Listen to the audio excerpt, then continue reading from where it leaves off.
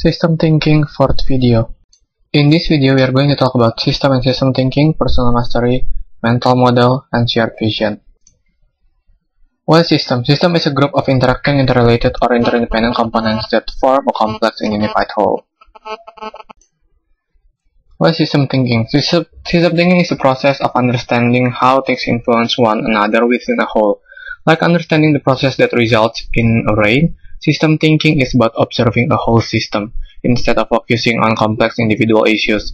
The idea is that there are no clear problems that stay in a limited area all time. We have to understand the correlation between action and consequences, and that they can occur in different time spans. We have to see the big picture. What is personal mastery? Personal mastery is a discipline of continually clarifying and deepening our personal vision, of focusing our energies, and of developing patience and of seeing reality objectively. We have to align purpose, like why am I, with vision, like what do I want to create. Personal mastery is when an individual has a clear vision of goal combined with an accurate perception of reality. The gap between the vision and reality sets up a creative tension that energizes the individual. Purpose is the thing that is the reason for your being. It is the thing that gives your life meaning. Vision is ultimately about knowing the result you want and being willing to make difficult choices to achieve the.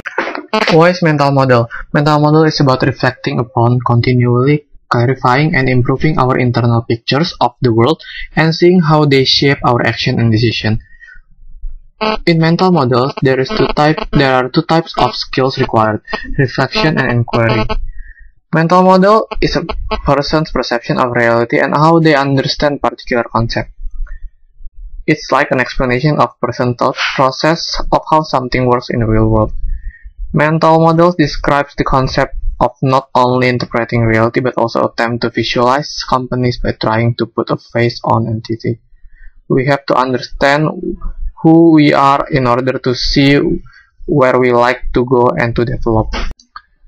What is shared vision? Shared vision is about building a sense of commitment in a group by developing shared images of the future we seek to create, and the principles and guiding practices by which we hope to get there. Shared vision tackles the common problem of putting the company's or organization vision into words, creating a shared picture of the vision and making the members adopt it as their own personal vision. The creative difference between reality and the vision is always seeing progress and an objective that serves as a motivator for a lot of people. How a vision should be successfully implemented is through communication or conversation and invitation to confirm commitment to the vision or through criticism. Vision should come from all levels in organization and not be applied top-down. The vision is also seen as a non-static position, and it is the purpose that it develops over time. A shared vision is a picture that everyone in a company or organization carries in their head and heart. So, what does a shared vision do for your organization? It converts the organization into our organization. It creates a sense of commonality and gives coherence to diverse activities. It creates excitement and makes an extraordinary company. It allows everyone to work together. It creates a common identity and a sense of purpose. It encourages new ways of thinking and acting. It gives courage and fosters risk-taking and experimentation. Basically, without shared vision, that vision you spend time creating is pointless and meaningless. There are some characteristics of shared vision: inspiring, challenging but realistic, encouraging, and long-term. Conversation took the main role in shared vision. Discipline at the heart of leadership and learning to identify assumptions, access knowledge of others, create new options, make decisions, and it also can be done by discussion and dialogue. Discussion rarely creates anything new. when dialogue generative, developing new meaning and awareness.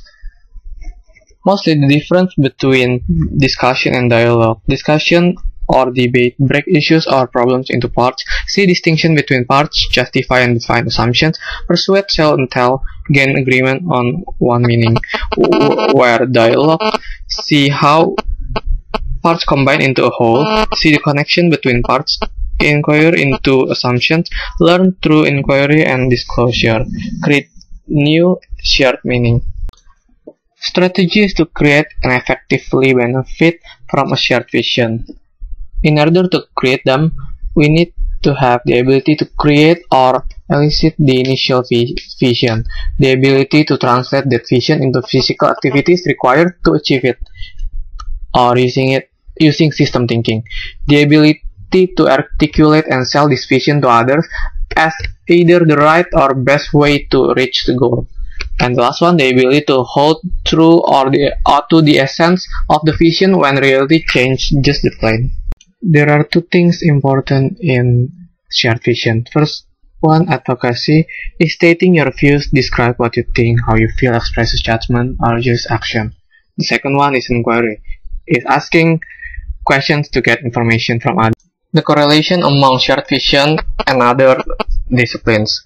System thinking gives you a more accurate picture of reality. It also encourages you to think about the problems and solutions with an eye toward the long view. And then we come up with our purpose and vision that we learn from personal mastery. Our vision and purpose create the framework which lead us to act and think by our mental model. Then, when we are in a group or organization, our individual vision will be listened and transferred to shared vision. How do individual vision become shared vision? A useful metaphor is the hologram, the three-dimensional image created by interacting light sources. If you cut a photograph in half, each half shows only part of the whole image. But if you divide a hologram, each part, no matter how small, shows the whole image intact. Likewise, when a group of people come to share a vision for an organization, each person sees an individual picture of the organization as its best. The skills involved in building shared vision include: first, encouraging personal vision. The shared vision emerges from personal vision. It is not that people only care about their own self-interest. In fact, people's value usually include dimensions that concern family, organization, community, and even the world. Rather, it is that people's capacity for caring is personal. The second one, communicating and asking for support. Leaders must be willing to share their own vision continually, rather than being the official representative of the corporate vision. They also must ask, is this vision worthy of your commitment?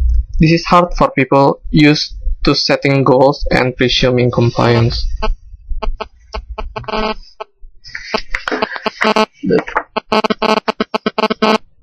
And then distinguishing positive from negative visions. Many organizations only pull together when their survival is threatened.